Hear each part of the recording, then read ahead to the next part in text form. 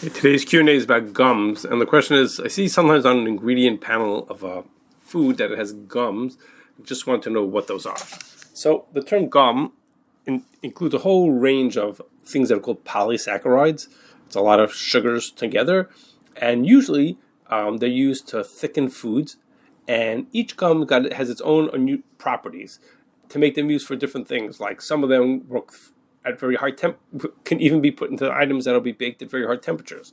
Other ones work better for cold liquid medicines to give them a certain thickness. So each one's got its own properties, and most of them were discovered or developed, or should we say, by scientists who make them from plant materials without any Kashrus concerns, like agar-agar, which comes from an algae, alginates, carrageenan, cellulose, Indian gum, which comes from a certain tree, guar gum, karaya gum, I hope I pronounced that right, locust bean gum, tragus santh, which comes from some shrub that grows in the Middle East, all these different types of gums. Now, pectin acts sort of like a gum, it has the same properties.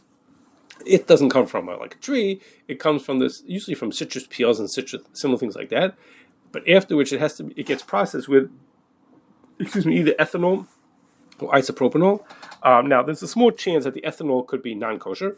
There's an even bigger chance that it could be chametz, but the truth is that usually it's made with isopropanol, which wouldn't have a kashrus concern.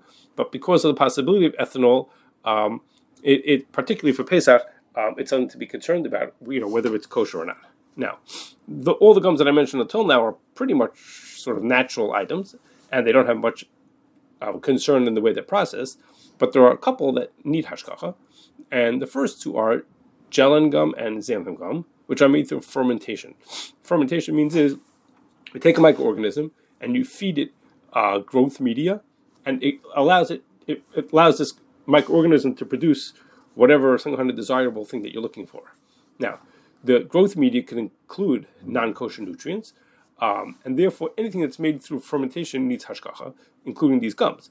Now, for Pesach, it's even more of a concern, and that's because the most common ingredient in a growth media is glucose, which is typically made from corn or wheat. So, of course, if it was made from corn, it would be kidneys, and wheat would be chametz. It could be made from totally innocuous things. They're not anything. They're totally fine for Pesach, but for Pesach, these are particularly sensitive. Now, xanthan gum, just as an aside, is a thickener used in a lot of liquid medicines. Anyhow, so those gums need hashgacha.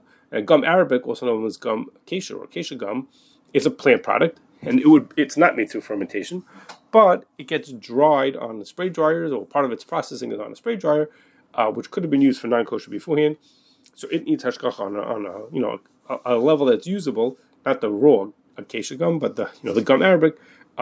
It needs hashgacha. Now, all the things I mentioned, we're talking about gums that are used as ingredients.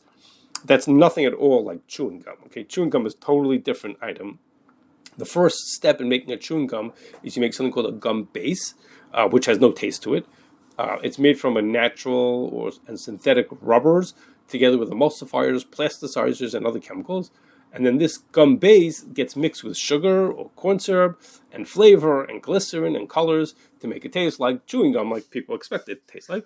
Now, a lot of those ingredients, particularly like the glycerin and the plasticizers, can be made from non-kosher animal fat or from other ingredients that are sensitive, and therefore chewing gum always needs to have hashgacha to eat it.